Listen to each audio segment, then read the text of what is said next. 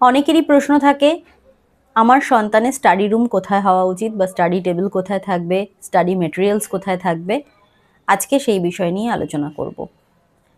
সাধারণত আমরা যেটা ভুল করে থাকি সেটা হলো নর্থের দিকে বা পূর্ব দিকে আমরা সাধারণত স্টাডি রুম করে থাকি, কিন্তু স্টাডি রুম করার সঠিক স্থান হলো সাউথ ওয়েস্ট, অর্থাৎ দক্ষিণ পশ্চিম কর্নার বা নৈঋত কোণ। এখানেই স্টাডি রুম করুন, স্টাডি টেবিল রাখুন, স্টাডি মেটেরিয়ালস বা স্টাডি সেলফ সব রাখতে পারেন এবং এখানে বসেই পড়াশুনো করবে আপনার সন্তান। এখন মুখ থাকবে, অর্থাৎ যখন পড়তে বসবে তখন যেন তার মুখটা অবশ্যই পূর্ব দিকে থাকে।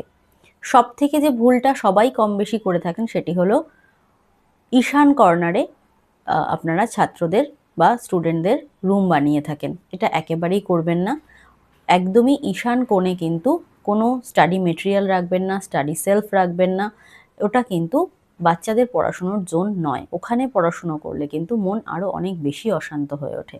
সবসময় বাড়ির নৈঋত কোণ দক্ষিণ পশ্চিম দিকেই স্টাডি রুম করুন।